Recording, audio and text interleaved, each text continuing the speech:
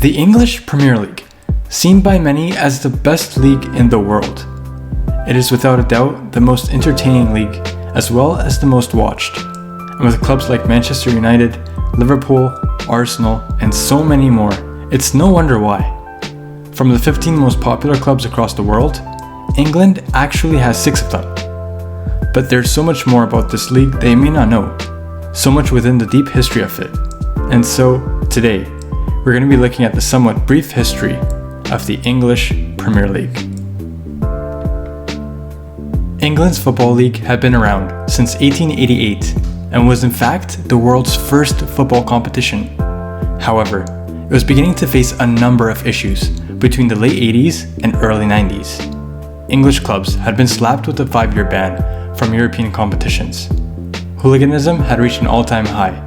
Stadiums needed to be upgraded, and the league was generating less revenue than that of La Liga and Serie A, the latter of which would seem almost impossible nowadays.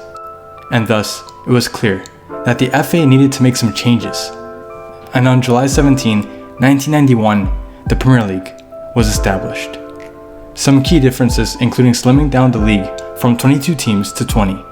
As well, the league would sign with Sky and BBC for broadcasting rights in a historic agreement that was reached at £304 million. These moves led to clubs actually having a bigger budget to play around with. For instance, Blackburn's signing of a young and upcoming Alan Shearer for £3.6 million that summer became the highest signing by any British club at the time. Nonetheless, it's no surprise that the league has for the most part been dominated by certain clubs. The 90s had Sir Alex Ferguson's Manchester United, an era where they won 5 league titles in 8 years. It's hard to argue that any team came even close in terms of success and consistency. Even while reshuffling the squad with academy products, the likes of Ryan Giggs, Paul Scholes, Gary Neville, and David Beckham, all of which would be grouped under the nickname Fergie's Fledglings. These 4 would become world-class players and core members of the treble-winning side in the 1998-1999 season. The 2000s were dominated by the Big 4, comprised of Manchester United, Arsenal, Chelsea, and Liverpool, the first 3 having swept up all the league titles in the decade. As well, this was probably where English football was at its peak. For 3 consecutive seasons from 2006 to 2009, the semi-finals consisted of 3 English clubs. All this while facing tough competition from clubs of other leagues. Barcelona was the perfect example. The club went from fielding the trio of Ronaldinho, Eto'o, and Deco to beating teams under tiki-taka, with arguably the best midfield ever, and arguably the best player ever, with Lionel Messi. AC Milan were phenomenal as well, with a starting lineup full of stars like Kaká, Andrea Pirlo, Paolo Maldini, and so many more. Now on the other hand, this previous decade had its inconsistencies. There was a point in time when everyone could feel a downgrade in the quality of English football. But in the league, you could sense that clubs outside of the Big 4 were on the rise. Manchester City was quickly finding success through big signings, and Tottenham wasn't too far behind, finding relative consistency within the top 6.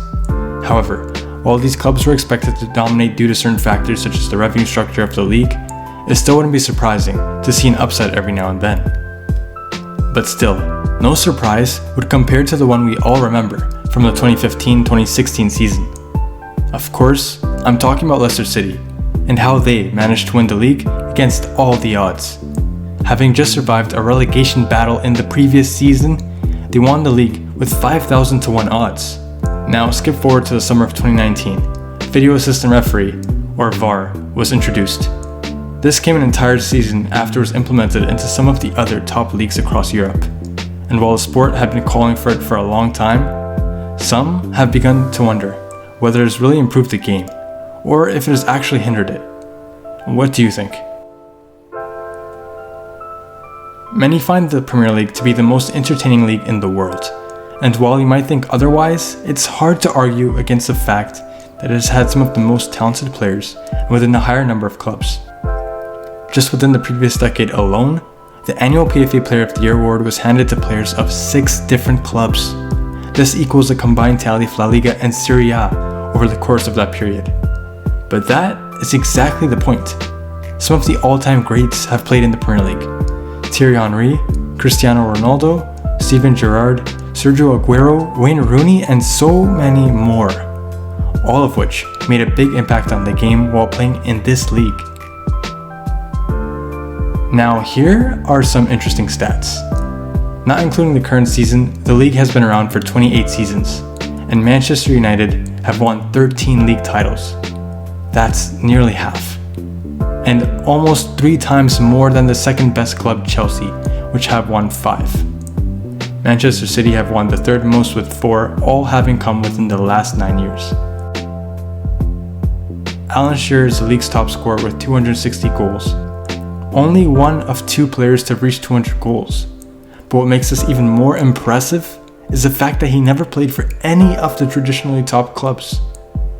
Behind him is Wayne Rooney with 208 goals, and Andy Cole rounds up the top 3 with 187. But that's all from me today. Let me know in the comment section who you think the best player in the Premier League era is. As well, if you enjoyed this video, let me know by hitting the like button. And don't forget to subscribe if you'd like to see more content.